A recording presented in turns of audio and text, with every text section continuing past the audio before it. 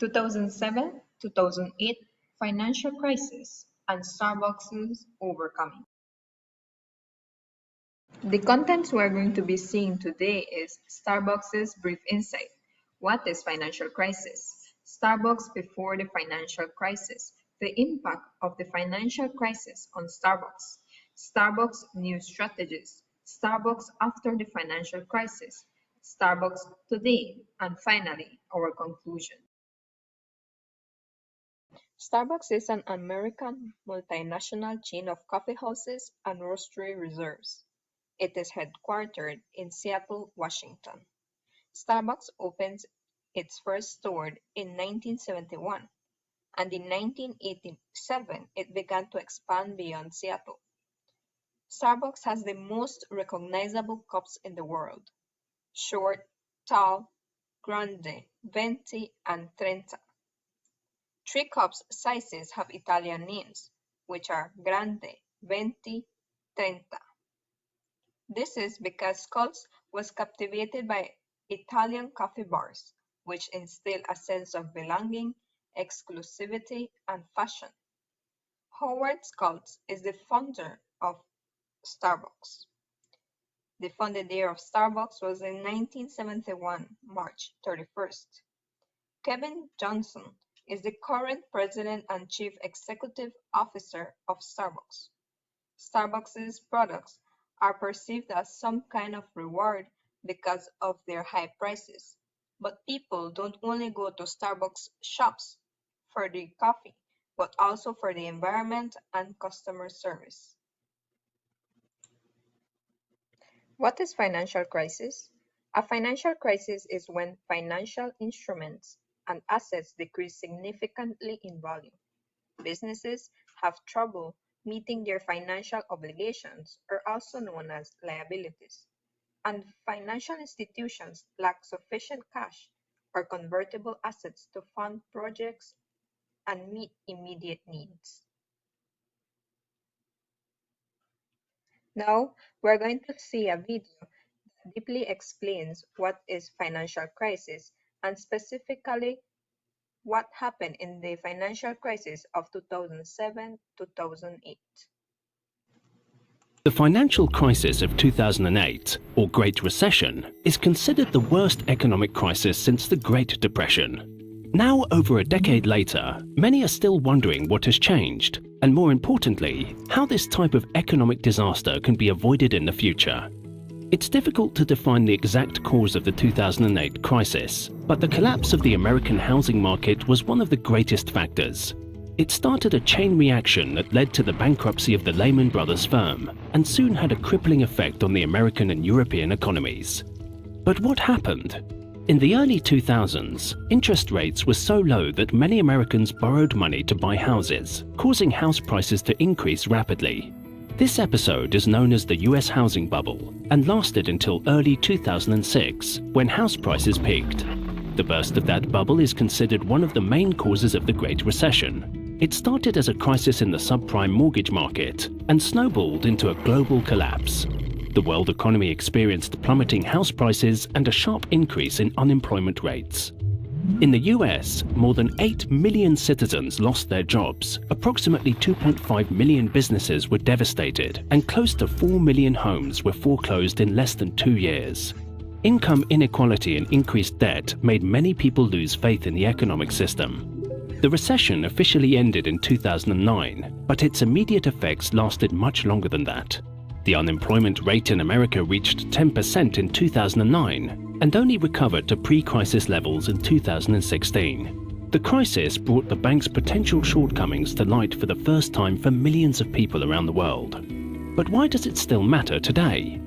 The crisis is a reminder that policy matters. The events of 2008 were essentially caused by decisions made years before by regulators, politicians, and policymakers. It's been a decade since the Great Recession, and regulators insist that the global financial system has been altered since then. They say that safety measures have been enhanced and the current system is stronger. It is true that some problems have been solved, but concerns are still looming. So, could this type of economic crisis happen again? Well, the short answer is yes. Even though a lot has changed and many new rules are being enforced, the financial system is still managed by the same governing bodies, and power is still highly centralized. Many banks are offering high-risk loans once again, and although default rates are low today, that could change very quickly. With fiat currencies like the US dollar or British pound, the amount of money in circulation increases unpredictably, because central banks and governments can decide when to make new money. But when the money supply increases too fast, nations may be subjected to economic disasters caused by hyperinflation. So what's the solution? In 2008, as the world was feeling the shock of the financial crisis, a solution to many of the issues with the existing system was being devised: Bitcoin. Unlike fiat currencies, Bitcoin is decentralized. This means it's not controlled by a government or central bank. Instead, the creation of new coins is determined by a protocol, a predefined set of rules. Bitcoin runs on a distributed system, meaning that the protocol rules are enforced and validated by a huge network, spread all around the world. Also, the distributed work of validators ensures that new coins are issued at a steady, predefined pace. Besides the controlled issuance rate, the Bitcoin protocol also establishes a fixed maximum supply. Only 21 million coins will ever be created. This means that there are no surprises when it comes to its current and future supply. What's more, Bitcoin is open source, so anyone can contribute and participate in its development, as opposed to the traditional financial system, controlled by authorities and central banks. Although it has been a decade since the 2008 financial crisis, people haven't forgotten how fragile the international banking system really is. Cryptocurrencies still have a long way to go, but they represent a viable alternative for the traditional fiat system. Such decentralized economic networks may bring financial independence where there is none, and have the potential to create a better society going forward. Starbucks equaled the financial crisis. In the years prior to the financial crisis, Starbucks stock was trading close to historic highs of about $30 per share. Sales had risen by more than $1 billion, which was unprecedented for Starbucks. It was opening stores in the US twice as fast as it had done in previous years. Starbucks also set long-term goals of owning 15,000 stores in the US and at least another 15,000 internationally. Investors were told to expect earnings per share to increase by 20 to 25% annually. Impact of the financial crisis on Starbucks. Starbucks was forced to shut down 600 shops that were not making profit. By March 30th, 2008, its profit had fallen by 28% compared to that same period in 2007. In 2009, it closed another 300 stores and laid off 6,700 employees, totaling 900 stores closed. Starbucks' operating margin dropped from 10.7% to 7.1% of net revenue. This diagram shows the reduction in Starbucks earnings per share in the period of 2008 to 2009, where it was at its lowest since 1995.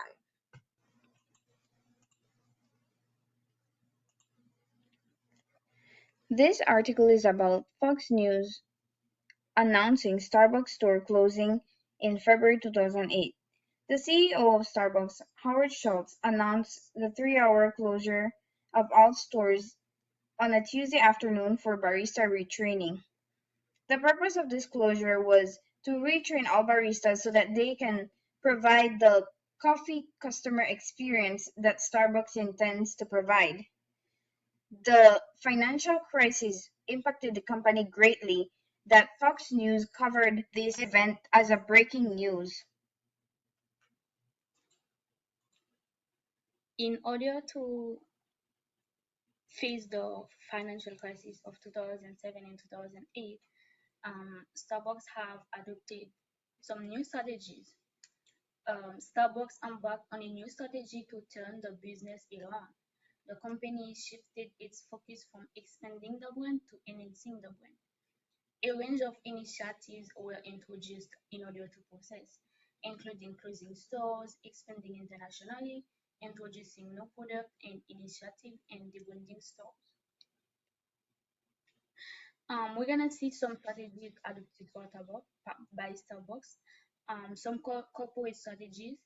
On January 8th, 2008, Howard Schultz returned as CEO of Starbucks after a gap of 8 years, replacing Jim Donald. And also, the company shifted its focus away from bureaucracy and back to customers. In February 2008, 7,000 stores were shut off in the US for half a day. In January 2009, as mentioned in the previous slide, Starbucks closes 600 stores that represent 7% of its global workforce, cutting $850 million in costs. Schultz also completely reorganized supply chain operations, getting product to stores more efficiently and improving inventory. Starbucks also adopted some new strategies in the human resources. For example, it has a separate page for its employees, which is used to generate and debate ideas. So the employees also have had to participate in promoting some new ideas in order to enhance the Starbucks brand. Schultz decided to continue offering health insurance for his employees in order to stay aligned with the company's guiding principles. And also in Starbucks, they adopt some new strategies like competitive pay, insurance medical for the employees, valorization of the life of the employees, some bonuses, paid time off, retirement saving plan, stock option and discounted stock purchase plan, emergency financial aid, and also something really important is like a free pound of coffee each week for the employee in order to let them feeling that Starbucks is their place and they have to be part of Starbucks. And also we have the 5Bs at Starbucks. Be welcoming, be knowledgeable, be considerate, be genuine, and be involved. And now here is a video. As you may know that usually we have this formula that says that customer first and everyone comes second in the second place.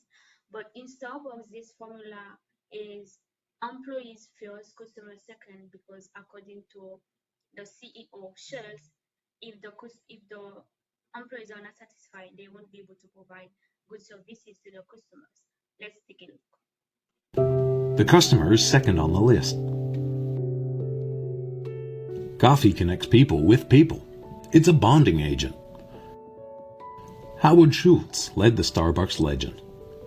In 2000, he stepped down as CEO, leaving the message to 200,000 employees. Starbucks was growing fast enough to open more than 1,000 stores a year. In a few years, however, Schultz is more concerned about the future of Starbucks. The prediction originated in a very subtle part.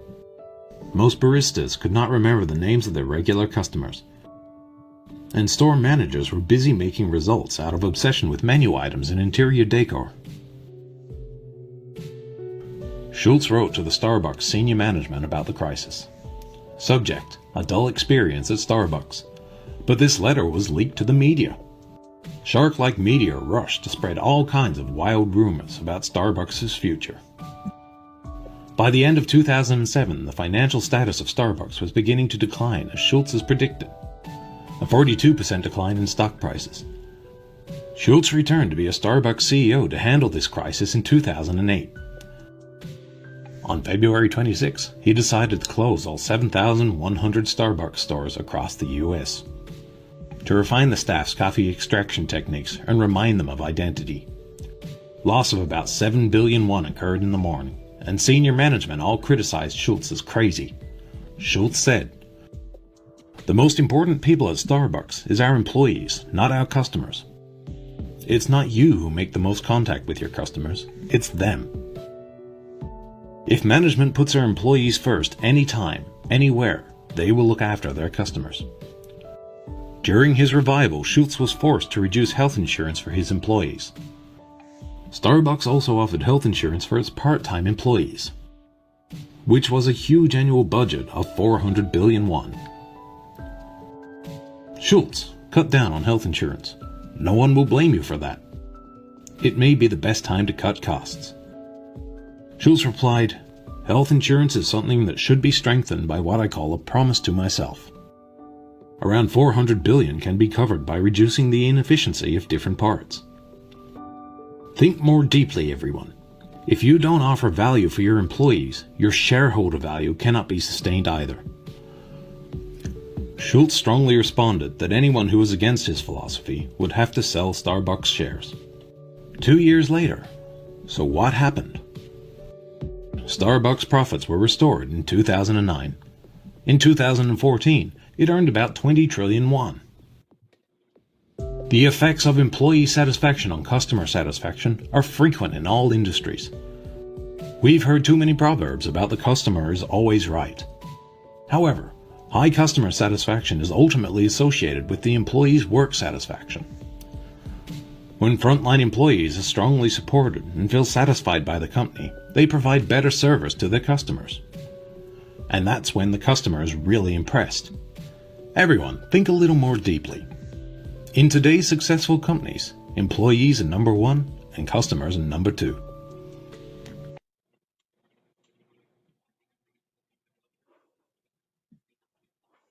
Marketing strategies. Starbucks have adopted some new strategies when it comes to marketing in order to enhance Starbucks brand. First of all, Starbucks have reigniting the emotional attachment with customers. For the first time ever, Starbucks invested in a major national advertising campaign employing BBDO. Starbucks also introduced Pike Place Roast to show it was serious about coffee.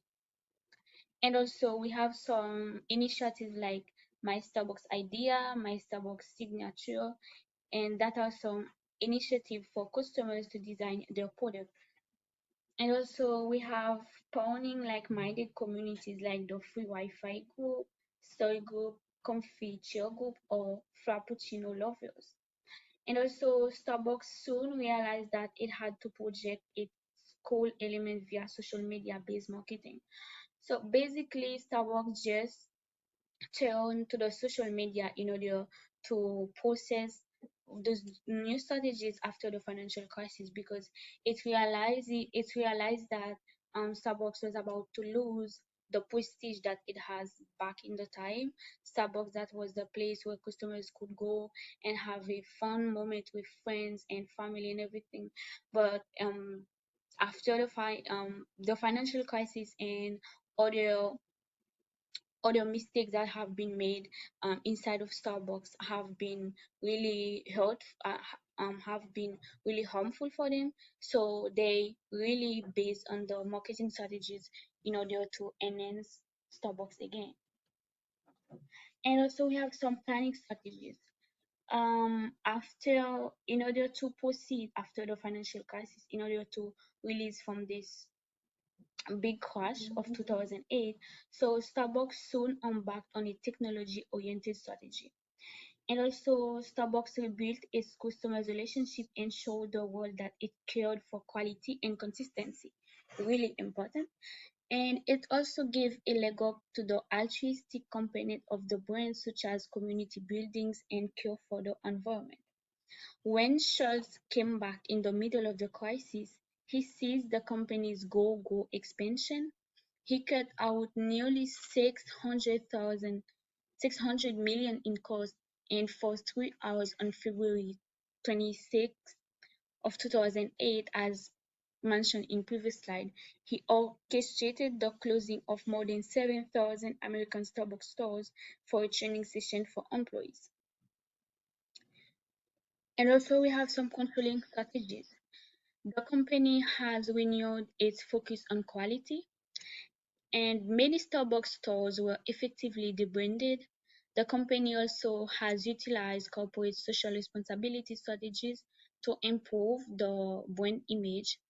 It embarked on global expansion, going in other countries and internationally to promote the new Starbucks. And also the company increased its prices in order to make more profit and to value more the Starbucks brand, and Starbucks used innovation as a strategy for growth. Innovation was part of Starbucks in order for a new depot after the 2008 financial crisis. So here is an article speaking about new strategies for Starbucks. Like as you can see, Howard Schultz say, we've learned a tremendous amount about delivery and we're now applying those learning here in the United States. He said, so since 2018, we can see this article from Financial Times that Starbucks started with Uber Eats to deliver Starbucks. Starbucks after the financial crisis. After the financial crisis, Starbucks focused on rebuilding its customer relations through many strategies. For example, My Starbucks idea was one of them. They also use social media to help promote the company. They use CSR and helping the environment as a strategy. They also improve their reputation by portraying this image of their company. They began to grow once again, and they focus mostly on providing the coffee customer service they intended at the beginning. So now they were trying to provide its original purpose of the company. In this graph, we can see the number of Starbucks stores that the company opened throughout the years. As we can see during the financial crisis from 2007, 2008, and 2009, there was a similar level of the stores that they had opened. And over the years, they increased. After the company was stable, they began to increase the more stores they had. And now the company is a very successful company. It has gained its stability and its profits has improved. Okay, so now we're going to talk about Starbucks today, 2019, 2020, and 2021. We're going to make a comparison. During 2019, the store grew up to 5% globally, 6% for company growth in the US, and 5% in China. Their GAAP EPS was of 0.67 US dollars, up to 13%, and their non-GAAP EPS was of 0.7. Loyalty program grew up to 16.8 million active members in the US, which means they were loyal to Starbucks and not buying coffee from other chains. They only had one problem during that time. They were facing competition in China from Luckin Coffee, and China is one of their major buyers, so they were a little bit concerned. But otherwise, they reported their earnings outpaced analyst expectations, which means they were totally fine. During Starbucks Today 2020 and COVID-19, here, right? So Starbucks net revenue reached to 19.16 billion US dollars in 2020, which seems like a lot of money, which it is, but actually, compared to the previous year, it dropped in 27.7%. The global coffee house chain declined in 2020, and they were worried because their GAAP EPS was of 0.33 and their non-GAAP EPS was of 0.51 US. Revenues from its beverages was 14.34 billion and their food products were 3.8 billion, mostly from the US, which is a lot, but still had their concerns. Okay, so now we're going to talk about Starbucks Today 2021. We can see that their store comparably grew to 9% in the US and 91% in China, which was really good for them. And their GAAP EPS grew up to 0.56 US dollars, and the non-GAAP EPS was for 0.62 dollars, raising full year fiscal of 2021 revenue. Their sales recovered in the US during 2021 fully. They actually said, our strong results validate our ability to adapt to changes in our environment and the needs of our customers. How did they overcome this? They adapt their measures to the COVID-19, providing takeaway measures and avoiding human contact. Now we can see here the chart for 2019, 2020, and 2021. We're going to mainly focus in the revenues. As we can see, during 2019, their revenue grew up for 4,651.4 US dollars, but then during 2020, it declined to 4,232.9 US dollars, which seems like not much of money, but it was in millions. Actually, it was a lot for them. They were really worried. But then during 2021, they overcome this and their revenues actually grow even higher to $4,664.6. So actually they were much better in the 2021. Starbucks expects higher profits as customers return. The coffee giant's sales plummeted last year as it closed stores first in China, then around the world, as the pandemic took hold. Starbucks has steadily reopened stores since last summer, when health restrictions on business and public gatherings began to ease in parts of the US. It has also pushed mobile ordering of beverages while increasing its to-go options. Here we can see a news article stating about Starbucks expects higher profits as customers return. Okay, now I'm going to talk about the conclusion. Starbucks brief insight. So Starbucks was founded in March 31st of 1971 by Howard Schultz and has the most recognizable cups in the world. During the financial crisis, their instruments and assets decreased significantly in value during 2007 to 2008. Starbucks before the financial crisis actually was fine. They've risen by more than $1 billion, and their investors were told to expect earnings per share to increase by 20 to 25% annually. But the impact of the financial crisis on Starbucks made them shut down 600 shops, and their profits went 28% lower than the comparing period before. They adapted new strategies to make their things better. They manage their corporate strategies, planning strategies, human resources strategies, marketing strategies, and of course, controlling strategies. Starbucks, after the financial crisis, actually began to grow once again. They used social media to promote the company, my Starbucks idea. And even during the COVID-19 situation, they managed to overcome.